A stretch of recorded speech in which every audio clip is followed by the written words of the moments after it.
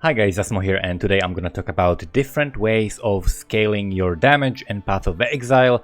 A lot of the people, when they start playing the game, they immediately realize, okay, so what I want from this passive tree when I want more damage is the increased damage, and obviously, okay, 16 is better than 10, and that's the level they're at first, right? They just pick up the increased damage, and then the next stage is they learn about more damage multipliers, right? So they learn that if there's something that says more damage, like this, for example, 20% more damage over time, that is stronger than the increased damage, because once you pick up a bunch of increased damage, then you are still increasing only the base, but your damage is much bigger now, so you're getting small changes, while if you pick up the more, that increases your total damage that you're currently dealing, right? So the more damage multiplier is better and more valuable than the increased damage multiplier, actually the additive multiplier,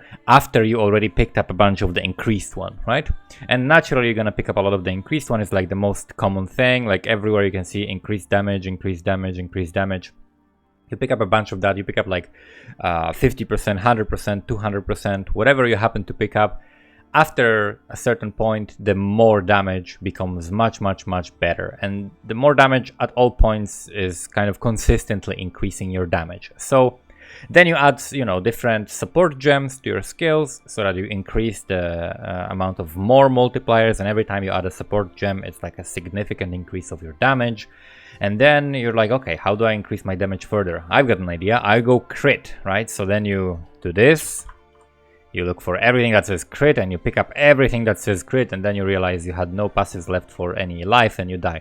But that's a very effective way of scaling your damage, particularly with something like an assassin or inquisitor. There are specific ascendancies that benefit from crit more than others, and it also depends a lot on gear. If you have great jewels with crit multiplier and great critical strike chance, and you're using a skill or weapon with high base critical strike chance, which you can also increase, then that's going to be a great way to scale your damage. But what beyond that? What if you're playing and you're already like have all the skill gems, you have a 6 link, you have all the gear, you have a bunch of crit, and you still feel like your damage is weak compared to what other people are doing?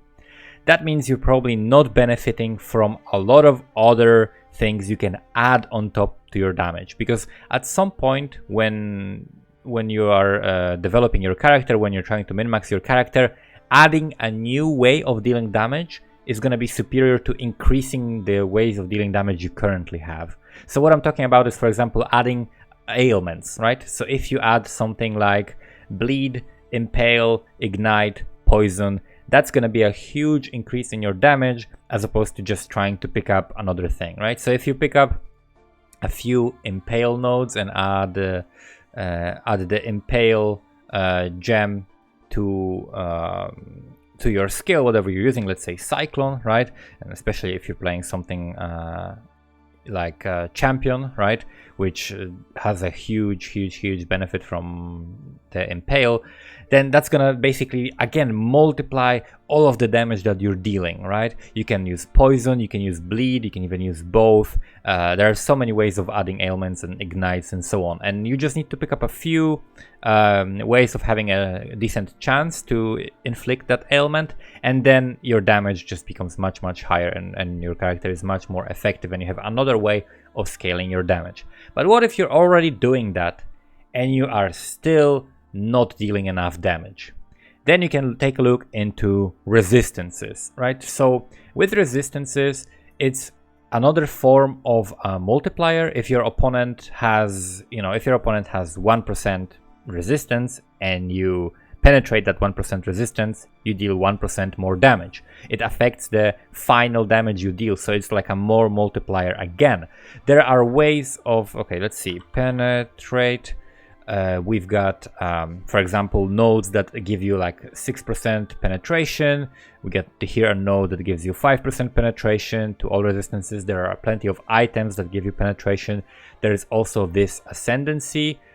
Inquisitor has something that inevitable judgment. It gives him ability to penetrate basically all of the monster resistances, which is not always the best thing, because if the monster has 0 resistance, to whatever element you're dealing damage with, this has no effect pretty much. But if the higher the resistance of a monster, the bigger the effect, which usually is what you want, right? The tankier the monster is, the more you care about single target damage and dealing high damage. So this is great if you are struggling with bosses and dealing elemental damage with crit, right? So Inquisitor is a good ascendancy for that. Another way you can lower resistances is through elemental equilibrium. So you need to have a properly set up character that, for example, will deal damage with ailments. Let's say you're gonna deal let's say you're gonna deal something like your lightning damage. Let's say your lightning damage can ignite, right? And you're gonna be dealing some additional like on hit cold damage, right? And then your main damage is gonna be the ignite. So if you do this on hit cold damage and lightning damage, then the target is gonna have minus 50% to fire resistance, and then your ignite will deal much more damage, even though there's like very limited ways of scaling ignite. But if you reduce the resistances, then that's how you can do that, right?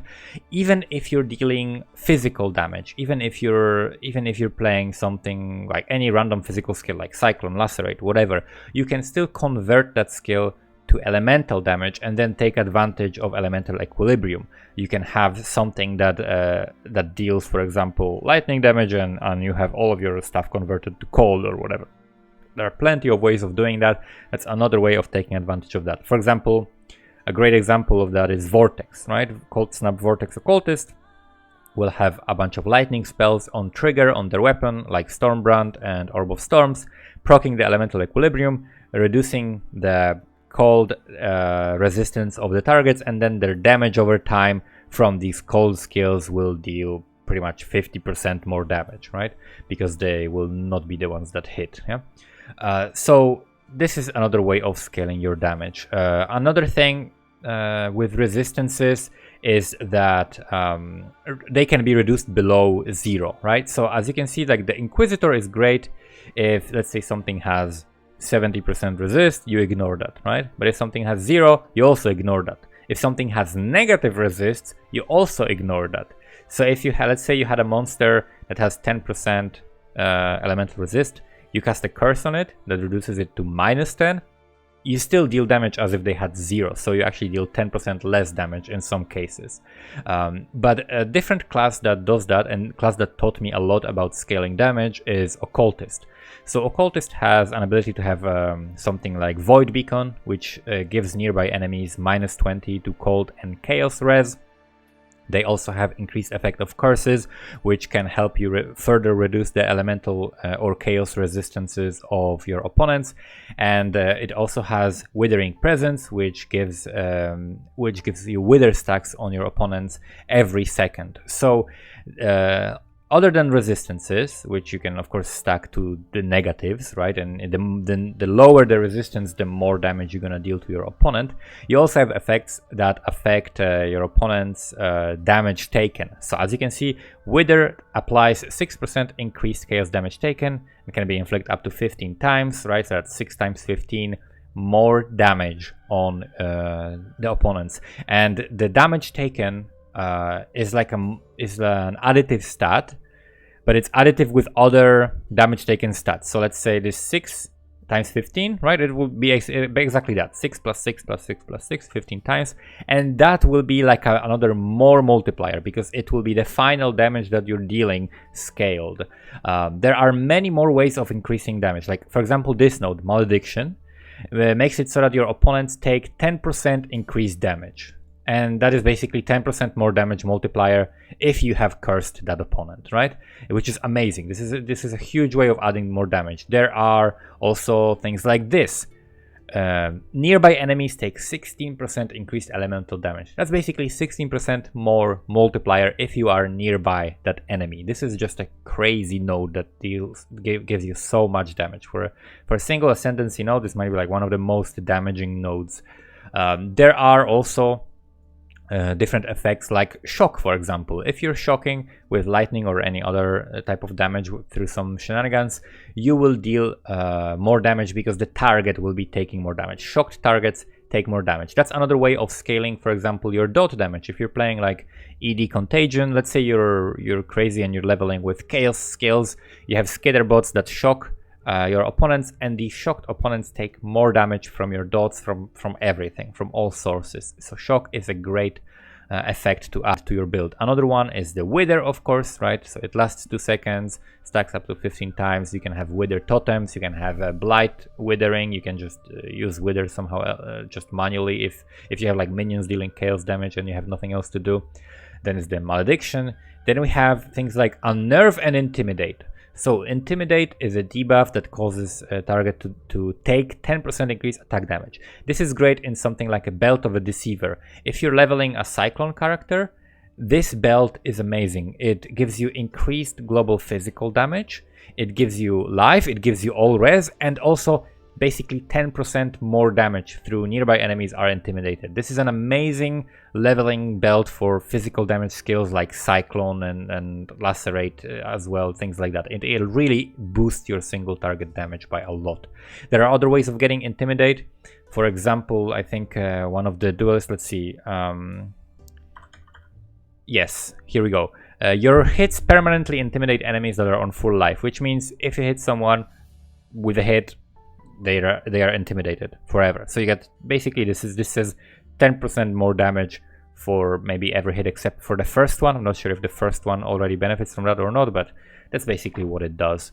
Then we have other effects like unnerve. Unnerve is basically intimidate but for spells. You can get this through Guardian Ascendancy, or you can get this through Cluster Jewels. Cluster Jewels also allow you to add Unnerved and Intimidate to your opponents. Then you have effects like Scorched.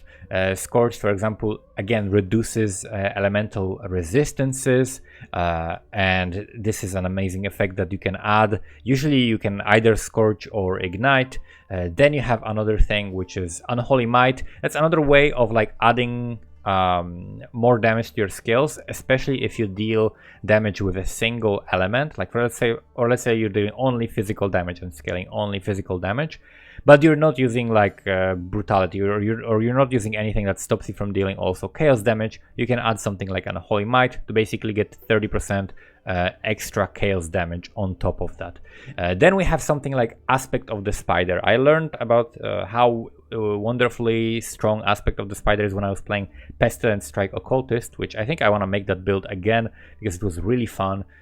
Basically, Aspect of the Spider applies debuffs on your opponents, and per each debuff, up to it stacks by default up to 3, they take 5% increased damage. So basically 15% increased damage taken single target. That's basically 15% more damage that you're dealing. That's another way of dealing more damage. And there are even more ways of doing that, but as I said, the adding more things to your build is usually better than increasing what you already have after a certain point. For example, if you're dealing melee damage and you're scaling your damage, you can adding a totem that will give you either more damage or faster attack speed will be better than just trying to figure out how to add a minimal amount extra to your skill, because at some point it gets harder and harder and harder to increase the damage you already have. Like if you have your gems at level 21, okay, you can have a corrupted chest that gives you like +2. Okay, now you have your gems at level 23, level 24 through some amulet +1 to spells, weapon +1 to spells, level 25, and then like it gets harder and harder and harder to get that, and you keep sacrificing other things. But adding something to your build, like one of those effects, is like, for example, Aspect of the Spider, is going to be very, very impactful, and is going to help you boost your damage. So those are some of the ways to deal damage. I definitely recommend reading stuff on Wiki, and also looking at PoE Ninja, at other people's characters, and seeing what are they adding to their build, like what are they using to their build that you're not using yet.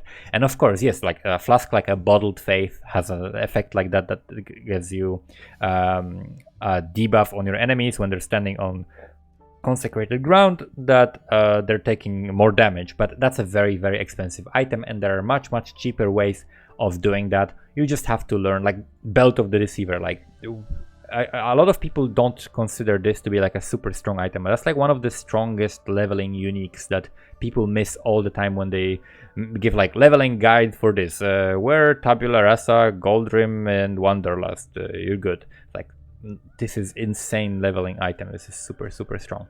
So that's it. Thank you guys for watching. Hopefully this helped you learn a little bit about how to scale your damage. See you next time.